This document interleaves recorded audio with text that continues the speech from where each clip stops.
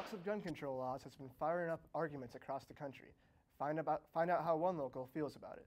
Torn down from the floor up, board by board, a 94-year-old Ellensburg building will soon be demolished. Which team are you rooting to win the Super Bowl this Sunday? Students show who they are cheering for.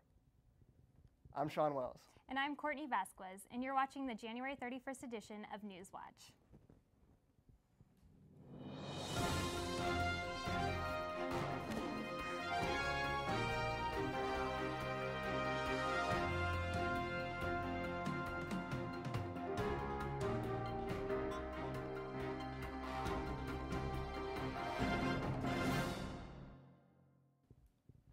For the first time in over 30 years, the FAA has grounded an entire line of airplanes after reports of fires on two Boeing 787s. The problem seems to be centered around the advanced lithium-ion batteries powering these Dreamliners. Lizzie Wheeler talked with an engineer to find out why these batteries are causing such big problems. Lithium-ion batteries can be found just about anywhere these days, from smartphones to tablets and even airplanes. The advantages of this technology is a lightweight design and longer battery life, making this an ideal choice for its use in aircrafts. If you have an airplane, you want it to be the lightest possible airplane. Those are the lightest possible batteries for the amount of power they store.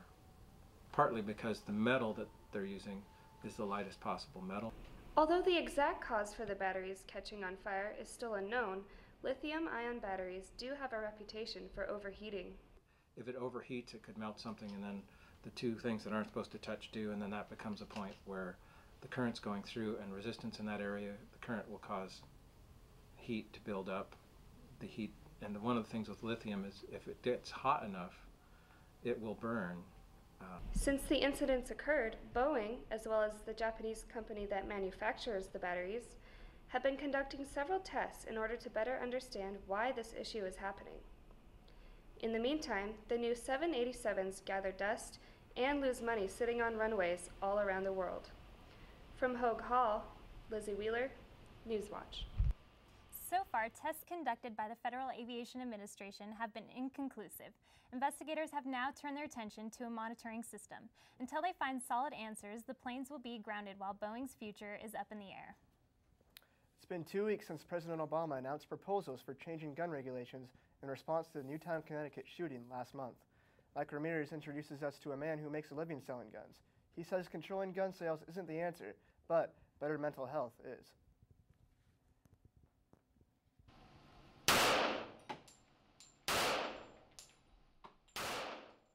No matter where you are in the country, it seems that the topic of gun owners' rights are on everyone's minds. Guns are a part of our nation's culture, but if new laws are passed, local businesses can take an economic hit from the loss of sales. The White House proposal includes restrictions on what types of guns can be sold, but at local gun shops, they feel the answer isn't gun control, but better mental health care.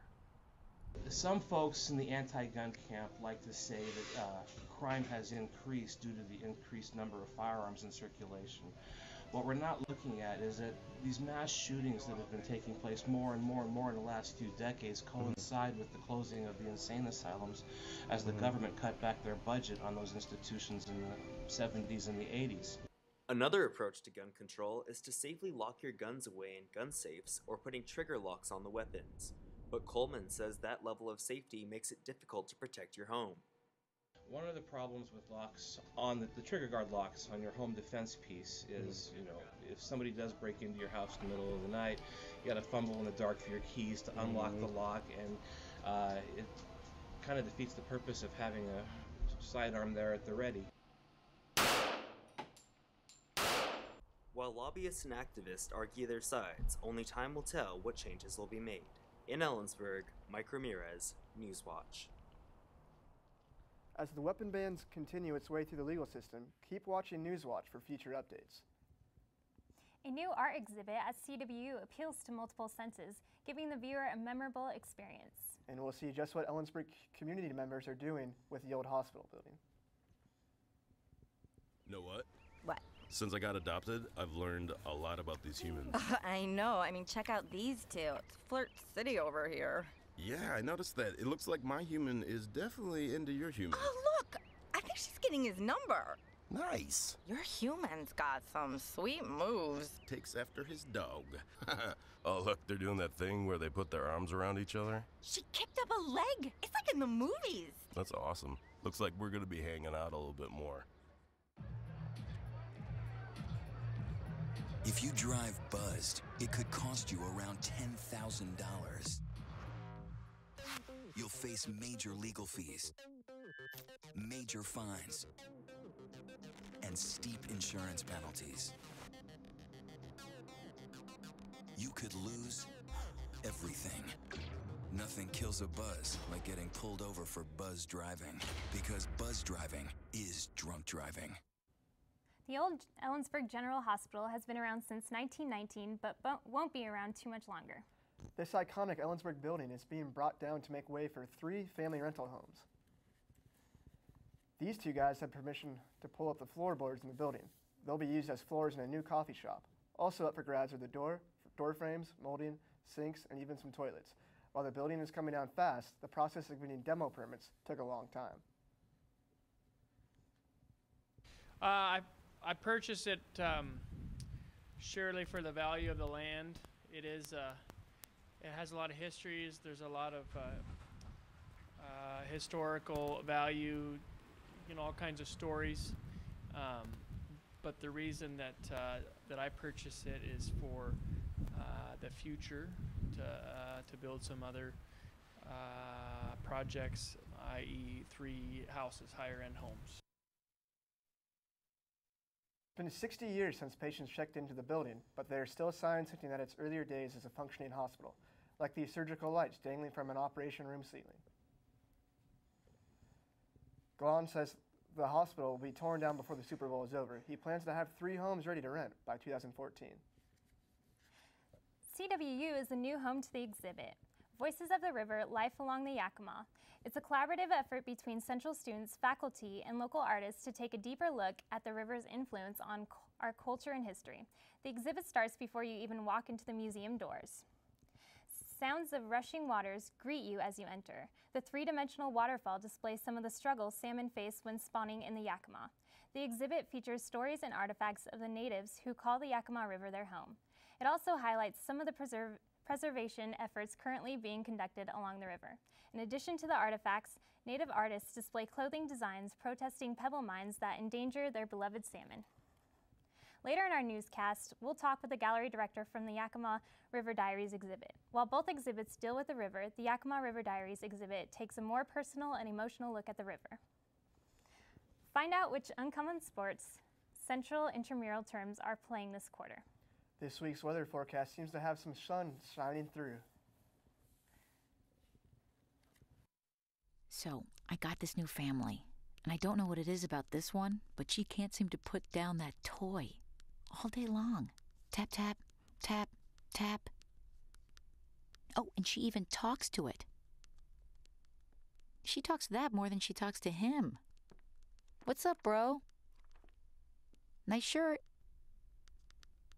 Who's she talking to? Her mom? She talks to her mom a lot.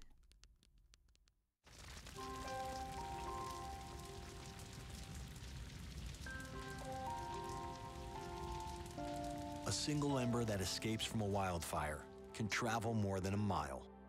That single ember can ignite and destroy your home or even your community. You can't control where that ember will land, only what happens when it does. Get fire at... Welcome back to NewsWatch.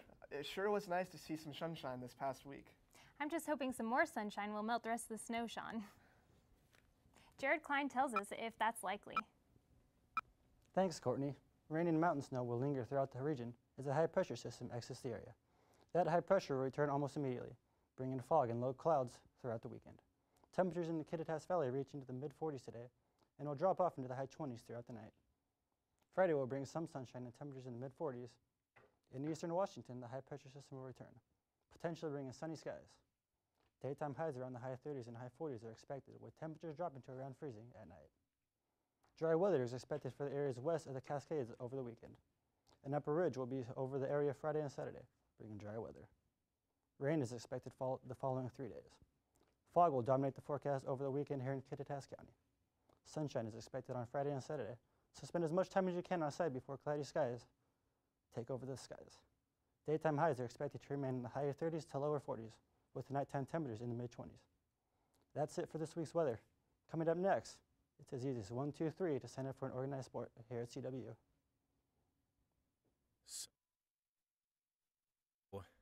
I just moved in with this family, and it's embarrassing. The little one, he likes to go outside and crawl around in the giant litter box. I don't know what he's doing. I mean, I was born and I knew how to use the litter box. Look at that. That's disgusting. Oh, poop already. You're making me nervous. Oh, okay, I can't look at this anymore. I really hope he grows out of this, for his sake.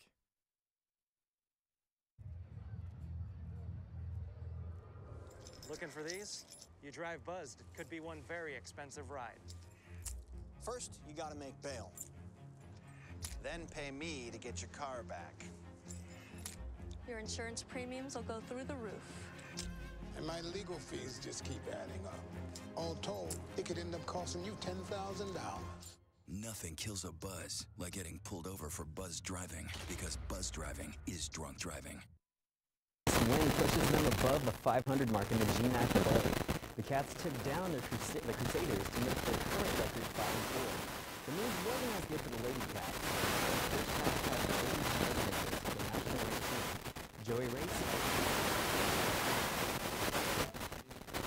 Here we have the Central men's basketball team coming in at 4-4 in conference, 10-6 overall, and the Crusaders of Northwest Nazarene at 3-6 in conference. And the first play of the game goes to the Crusaders on a backdoor cut. And going coast to coast, Mark McLaughlin goes and scores one here with the and one. And welcome back to the middle, Kevin Davis with this monster block. And here we have the Crusaders shooting, and the Wildcats rebound and finish on the other end with this emphatic dunk. And here we have Northwest Nazarene keeping it close with another three. Here is Trey Gross looking backdoor for Kevin Davis as he goes up for the alley-oop. And listen to this call. On him with 4, gets it to Colby, NBA 3, good! And the game ended with the Wildcats on top, 81-70. And now for our women's hoops. Here they are coming in at 3-6 in conference.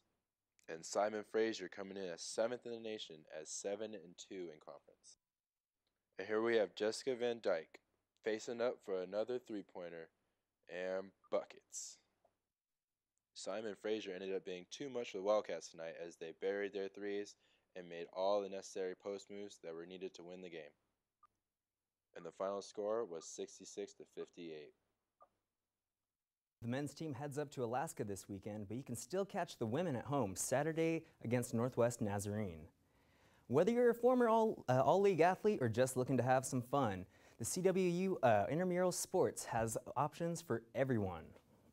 Basketball season is in full swing as 39 teams battle for the right to be named champions. Central offers all the traditional team sports as well as some of the not-so-traditional ones.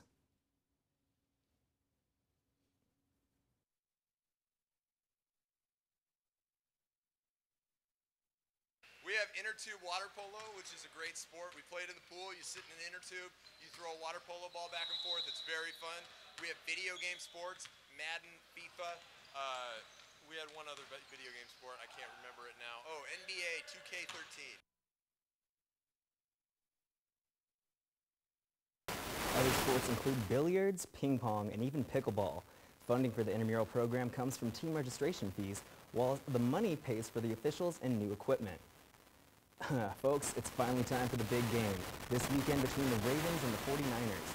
Get ready for big plays, memorable moments, and commercials you can't stop talking about. I know I'm rooting for the Ravens, but here are a few students predicting and planning for the big game. My plans for Super Bowl Sunday is to go down to Portland. It's my wife's birthday this weekend, so we'll go down there and spend some time with family. I'm going to go over and join a big Super Bowl party at my parents' house, eat a lot of food, watch a lot of commercials, and enjoy myself. For the Super Bowl this weekend, I'm going to get rowdy and watch my favorite team, the 49ers, win, of course. No, they're not ready for Colin Kaepernick, not at all, not at all. I want the Ravens to win. I want to see Ray Lewis go out with the championship ring. I think that'd be pretty cool. It's going to be a blowout, I think. No one's ready for Colin Kaepernick. He's versatile. He can run the ball, and Ray Lewis is too old. I'd say the Ravens. It's got to be Ray Lewis. 49ers, kind of division rivals with the Seahawks. Pretty good stuff. Sean, Courtney, what are your plans for the game this Sunday? I will actually be working this weekend, Mike, so I'll be missing it. Oh, that's Mike, too bad. I'm going to be in Seattle, so I'm still bitter the Seahawks aren't in there, but I'll be rooting for the Ravens. Sounds pretty nice. I'll make sure I'll be hanging out with some friends on that day. Yep. Mother Monster herself, aka Lady Gaga, thanks one former Central student.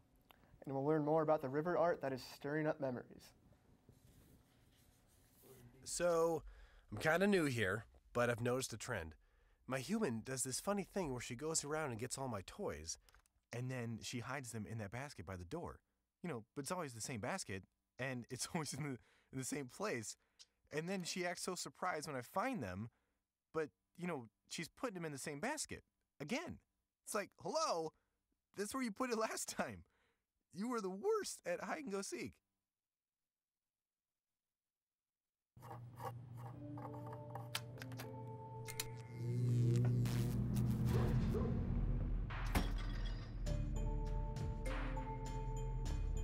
Traditional light bulbs actually generate 9 times more heat than light.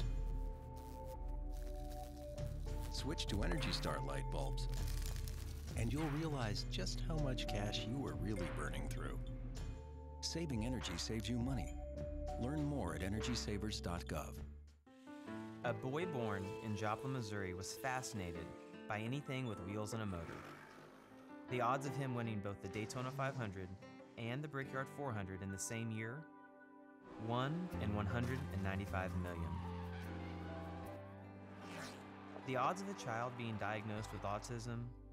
1 in 88. I'm Jamie McMurray, and my niece has autism. Learn more at autismspeaks.org/signs. The Yakima River starts in Kittitas County near Easton, and it flows past Cleellum, Thorpe, Ellensburg, and on its way through the Yakima Canyon. For many of us, the river holds a lot of fond memories: drift fishing with family, camping along the banks, and of course, floating through the river on a hot summer day. The Sarah Spurgeon Gallery asked local artists to interpret their experiences with the Yakima River through their art. The result was the Yakima River's Diary exhibit. Heather Horn is the gallery manager. Thank you for joining us. Thank you. So the art department chair, Greg Schlanger, curated the show, but what was his inspiration on the exhibit? Well, part of his inspiration was his own artwork and background. Much of his personal work as a studio artist evolves around experiences on the water, around ecology, water as a resource, and also a lot of fish as a limited resource. Okay. So was there a criteria he used for selecting the pieces? He selected 10 artists, based on their individual bodies of work. He did not impose very strict guidelines on the particular artist because the river can be interpreted in many different ways. Mm-hmm. It can be seen as a metaphor for memories or for life or for a journey, and it can also be depicted more realistically or representationally. And so I think more of the focus was on the variety of interpretations that there are about the river, both rivers generally and the Yakima River specifically. Okay. So we have video for some of the pieces on display at the gallery. The 10 artists were on display, but were you surprised by the variety of the media of the art? Absolutely. I mean, we have everything from very traditional sort of pastel landscape paintings, but we also have a video piece by a Native American artist named Anna Hoover, and we have an installation piece by Nick Meisel, which is very contemporary, uses a lot of very unusual materials. I had a chance to check that one out. I kind of liked that one. Oh, yeah. So that video piece in the show, could you describe it a little bit? I can describe the video piece. It's essentially you see a frame of a person paddling a canoe. I mean, you don't see the full image of the person. You see the oars, and you see the action of the oars through the water. The perspective changes a little bit on the video. Sometimes you see the bow of the canoe, But I think what's in part remarkable to me about it is the sound of the water and the oars through the water, and it creates an interesting ambiance while you're in the gallery, and used to definitely visuals, but having that audio element I think is moving. Yeah, I noticed that when I walked into the gallery. I felt like I was right next to a river. Yes, yes. It was pretty peaceful though. I liked it. So one of the artists work on displays by the late John Clymer. He's a well-known Ellensburg artist. He did over 80 magazine covers, and his work is on permanent display in the Clymer Museum. Yes. So what was his work? Like, what did he bring to the show? What kind of elements were there? Well, we have 4 landscape images by him, and they were actually created to illustrate a True magazine. It was a men's magazine, and two of the paintings are from a 1947 edition of the magazine, and it had to do with outdoor recreation in the Kittitas Valley. And so, you know, as far as the array of perspectives on the river, he was created an illustration for a magazine that was, in fact, encouraging tourism. Oh, okay. Yeah. That's pretty nice. So what should visitors take away from the show? Like, what kind of reactions were you expecting? Well, I think that, you know, we have a little bit of something for everyone. I mean, people who are interested in contemporary art and sort of cutting-edge art can find something, as well as people, you know, as you mentioned, who might just enjoy spending time on the river or are interested in the river for its ecology. And so I think there's just a wide number of experiences. And also when you go to the exhibition, I mean, you take your own experiences of being on the river or near the river. Exactly. So how does the Yakima River Diary show relate to the museum, or to the museum at of culture and environment? Well, in a very direct sense, Greg Schlanger, who curated the exhibit at Sarah Spurgeon Gallery, has the piece called Cle Elum Returns that's in the lobby of Dean Hall, directly in front of the Museum of Culture and the Environment. And I think their exhibition has more to do with natural history, the perspective of Native Americans in relation to the river, whereas ours has to do a little more with just artistic interpretation, response, and memory and emotion. Okay. So I'm very happy that you came to the show today, and thank you for describing the show for us too. Absolutely. You can take a look at the exhibit yourself. The Yakima River Diary show runs through February 8th at the Sarah Spurgeon Gallery. The Voice of the River exhibit is at the CWU Museum of Culture and Environment and will be on display for the next several months. She's an artist of different sorts. Lady Gaga says thank you to Central alum. We'll tell you why next on NewsWatch.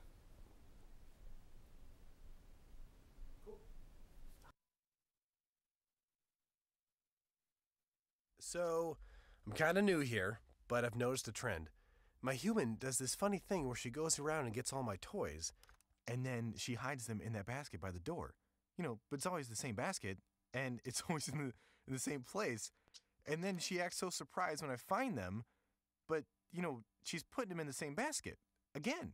It's like, hello, that's where you put it last time. You were the worst at hide and go seek.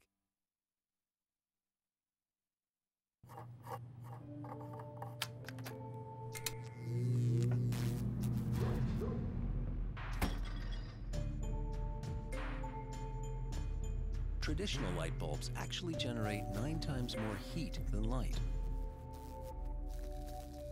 Switch to Energy Star light bulbs, and you'll realize just how much cash you were really burning through. Saving energy saves you money. Learn more at energysavers.gov. A boy born in Joplin, Missouri was fascinated by anything with wheels and a motor. The odds of him winning both the Daytona 500 and the Brickyard 400 in the same year? 1 in 195 million. The odds of a child being diagnosed with autism? 1 in 88. I'm Jamie McMurray, and my niece has autism. Learn more at autismspeaks.org/signs. A former Central student has caught the eye of pop singer Lady Gaga. Jake Updegraff created a tribute video in celebration of Gaga's 4 years of success.